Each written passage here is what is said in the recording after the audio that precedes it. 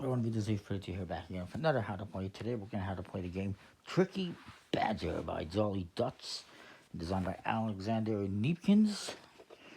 It's a trick-taking game with that fellow on the cover that plays 3 to 5 players in about 10 minutes, in about 30 minutes, it's ages 10 and up. And is number 8 on their Jolly Club series of games, for which I'm sure I got at least a couple of. In this game, you're trying to collect and protect wild hamsters and keep them away from the hungry badgers. And you collect cards by winning tricks, but you also don't want to win every trick. So what you get in this game, lots of cards. This is a first player card. You get whoever is the first player, which they don't even explain. They don't even mention here the rules. Actually, no, sorry, they do start playing card. You get these reference cards, which double-sided. The other side is in, I guess, Dutch. Now, I will point out one typo. You can see the colors don't line up, and they don't line up with what's on the cards. This is the way it should be. This is the way they made it in English. Don't know why, but keep that in mind. You got a bunch of cards here. These are leaf cards. These are the cards you're going to be using for doing the tricks. There is 44 in the 4 main colors of green, orange, this kind of browny purple color, and blue. And this is what they look like. It's 1 through 11. Now, I'm taking out 1 suit for the player count that I'm doing. Also included here is 7 leaf cards that are pink. Pink is trump. Now, the leaf cards, they go 1 through 11. The pink cards, the trump cards, only go 1 through 7. So there's less, but also they're more powerful. You also have all of these cards right here. There's a whole bunch of them. There is 53 total. These are collection cards, and there's 10 different types, which I will talk about. Now, there's also, on these cards, those symbols. They are on the 1, the 11, there's also the 5 and the 7, and there's also on the trump suit on a couple of different numbers.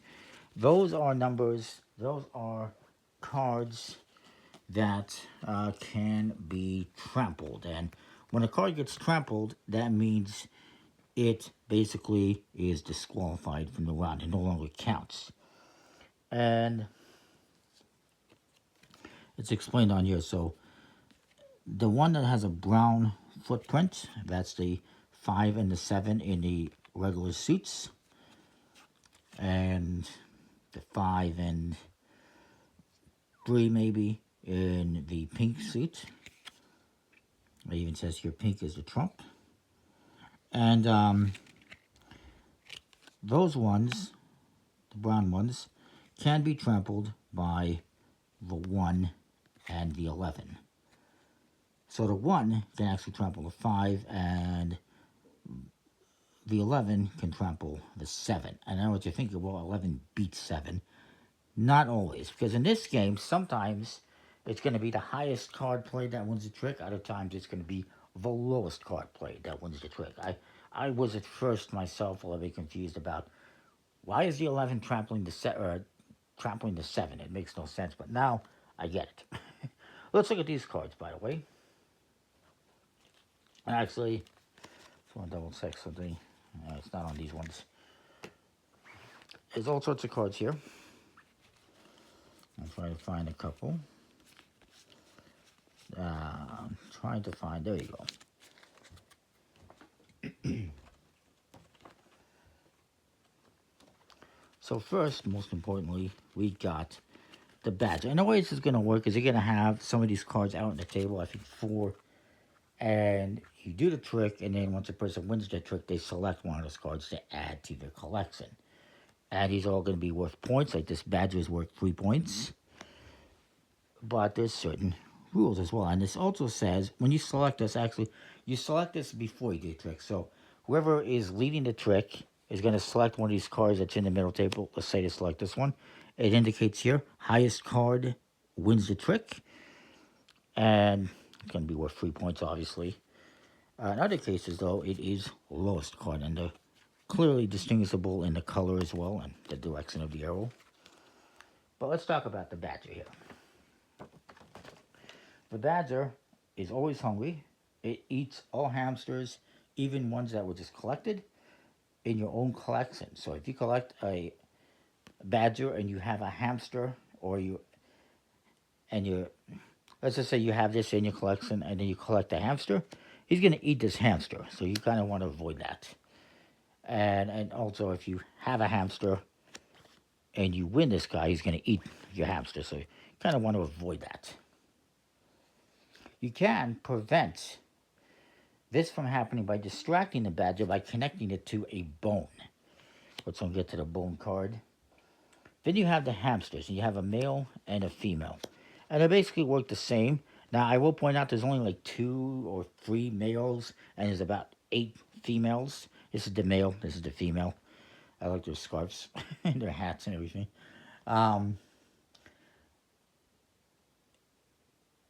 They're worth 1 point each. If you have a pair, a mate, you get an additional point for the hamsters.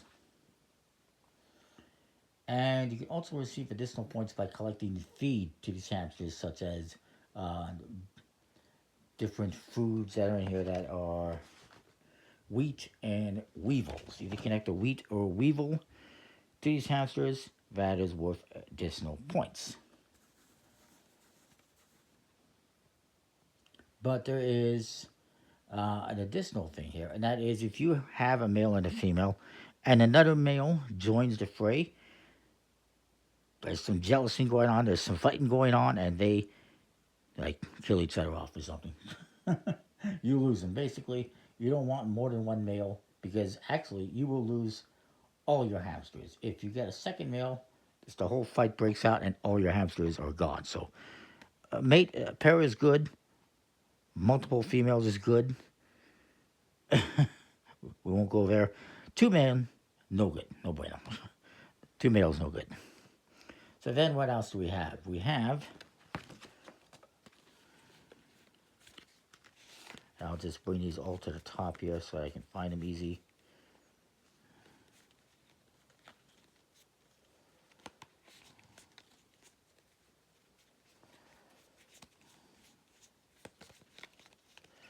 We also have magpies.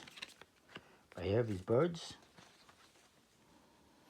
And these ones let you take one of 2 different effects if you win the trick with this. Either you can eat one non-connected feed card, that being the wheat or the weevil, from your own collection or that of an opponent, and you discard the card, or you can steal a non-connected bone or twig from an opponent and add it to your own collection, or you can discard it. And then once you're done, you simply discard the magpie. It's not worth points, it's just an action card. Then you got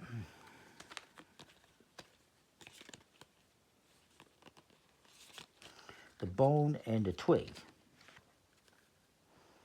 The bone, if it's connected to a badger, it will distract it and protect your hamster that you just collected from getting eaten. So if I have this in my hand and I win a hamster, he's going to be too distracted playing with his bone, and he's not going to see the hamster, and it doesn't get eaten. Twigs are an interesting beast. You can see they're worth -1 point. They negatively impact your collection unless you have at least 5 twigs. If you have 5 twigs, they will be worth 2 points each instead of -1 each. So it's a collection thing. It's kind of a cool thing to do. If they come out, you're going to want to try to win them.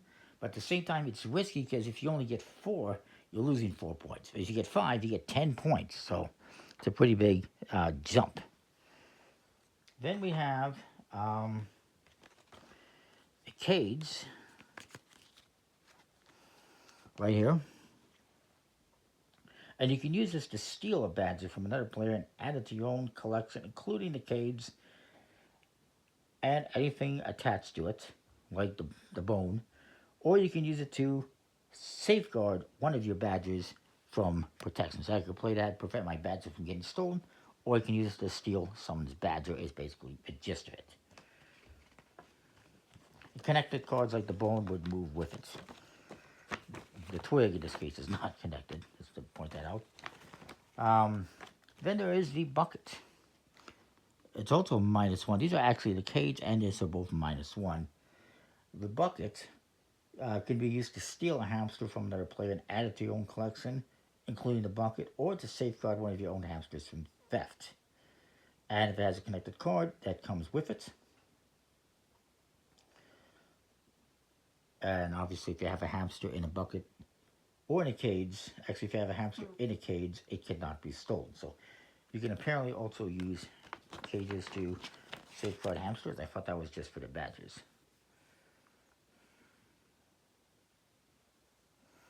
Yeah, I don't know. It says a hamster in a cage cannot be stolen.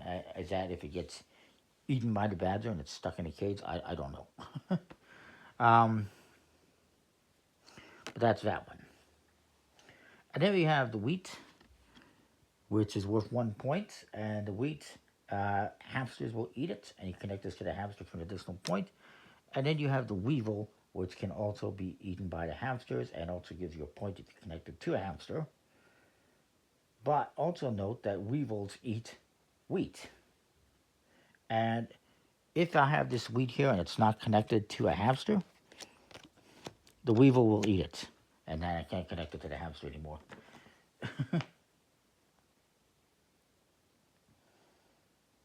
Cages and buckets do not protect hamsters from being eaten by badgers. They only guard against theft, so keep that in mind. You can still be eaten even though it's in a cage. Don't ask me how. So anyways, we'll mix these all up. And it's got a nice leafy back design. This one is a different leafy. I like the colors too. It's like summer and fall, or spring and fall colors. Really cool. In terms of how many cards or tricks or the cards you're going to use, you will always use, for free players, you're going to use the pink leaf cards plus 2 other colors. With 4, you're using the pink plus 3, and with 5, you will use all leaf cards, which is why I've put these blue ones aside. Each player is going to get 9 cards, so I'll just quickly deal that out.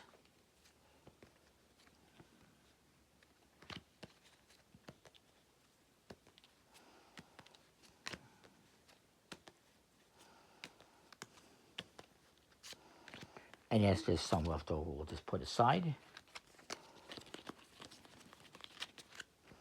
Then,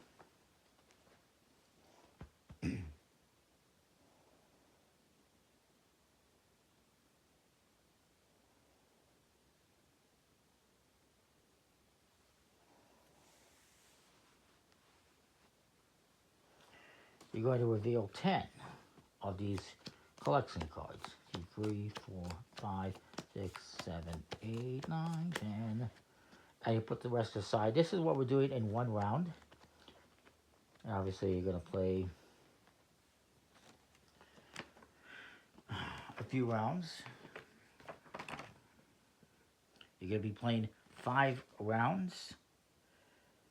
In the 5th round, there's only going to be 3 collection cards left in the collection deck. And then you'll just add up all your points, and whoever has the most points wins. There's a tie. Most badgers wins. And next tiebreaker is most hamsters. Still a tie. You just share the victory. You just give up after 3 tiebreakers. Anyway, the way it works is whoever is the lead, let's say I'm the lead, will select one of these cards to play for. And this card tells you if you're going to go with the highest card wins the trick or the lowest. So I'm going to do this one. And I got to double check something.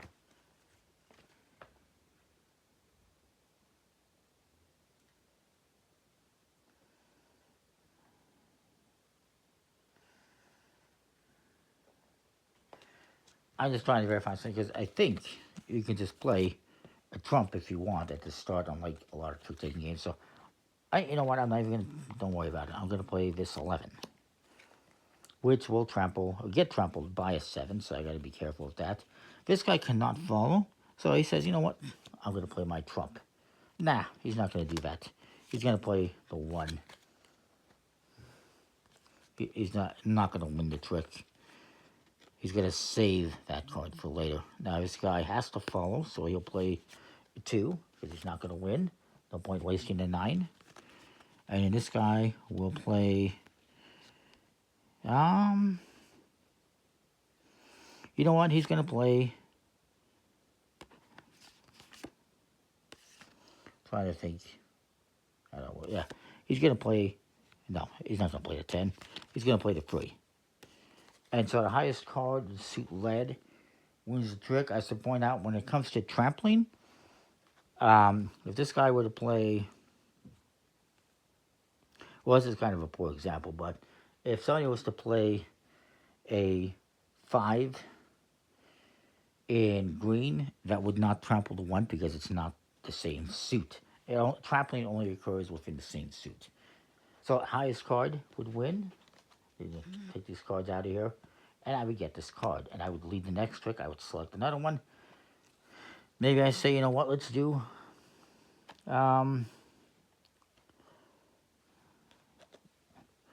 let's do this bone. Lowest card played wins, so I'm going to play a 1. This guy's going to play a 5, and he's going to trample my 1 and take it out of the equation and hope to win the trick.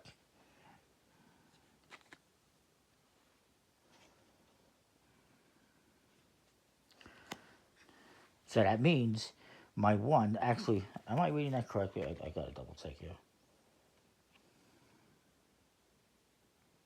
Yeah. So he has trampled my 1, which means...